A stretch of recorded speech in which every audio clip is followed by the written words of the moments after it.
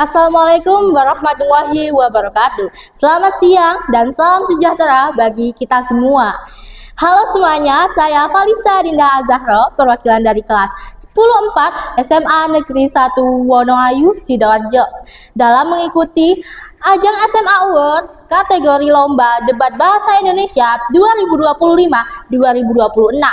Pada kesempatan kali ini, saya di sini mendapatkan mosi tentang teknologi, dan di sini saya berdiri sebagai tim kontra, yaitu pihak yang menolak atau tidak setuju dengan mosi tersebut. Dewan yang terhormat, alasannya jelas. Meskipun teknologi sering dianggap membawa kemudahan, pada kenyataannya teknologi sendiri justru menimbulkan kerugian besar bagi manusia itu sendiri. Dampak negatif yang bisa kita lihat di berbagai aspek kehidupan, seperti dalam pendidikan, teknologi bisa membuat siswa terlalu kebergantungan pada internet sehingga menurunkan daya kritis membaca mereka. Kemudian, dalam kesehatan, penggunaan gawai saat ini banyak yang tidak melihat waktu yang menyebabkan kebergantungan mental, kebergantungan gangguan mata maupun gangguan tidur. Dan dalam bidang pekerjaan pada zaman sekarang, banyak tenaga manusia yang telah tergantikan oleh mesin dan otomatisasi sehingga meningkatkan orang-orang di Indonesia banyaknya pengangguran.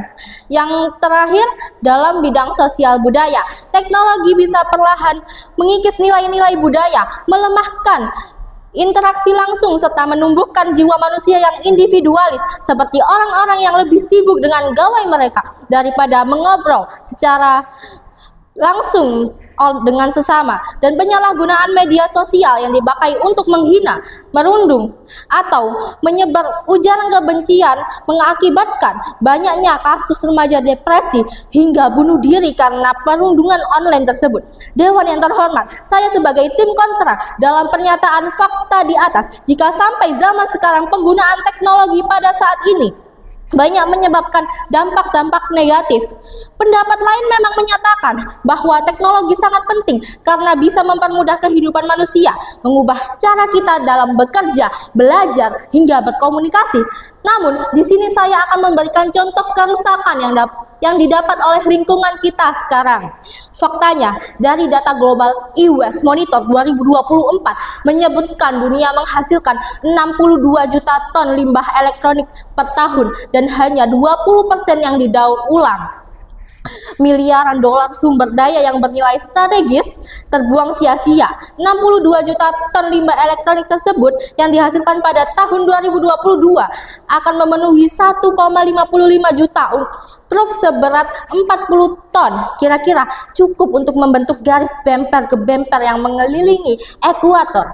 Menurut laporan dari ITU dan UNITAP yang berfokus pada pelatihan dan pengembangan kapasitas.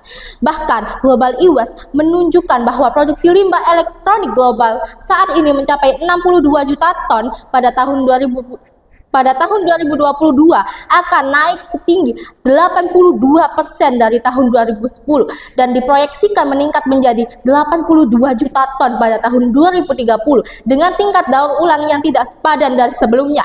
Sementara itu, hanya kurang dari seperempat massa limbah elektronik tahun ini yang dikumpulkan dan didaur ulang dengan benar pada tahun 2022, sehingga menyebabkan sumber daya alam yang dapat dipulihkan senilai 62 miliar US dollar dan meningkatkan resiko polusi bagi masyarakat di seluruh dunia.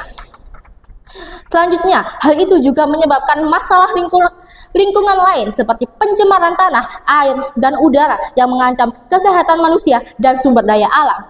Teknologi itu yang katanya bisa membawa kemajuan, namun di balik itu semua kita meninggalkan budaya, kehilangan interaksi sosial, bahkan mencemari lingkungan itu sendiri dengan jutaan ton limbah elektronik setiap tahunnya. Jadi, apakah kemajuan itu layak dibayar dengan kerusakan sebesar ini?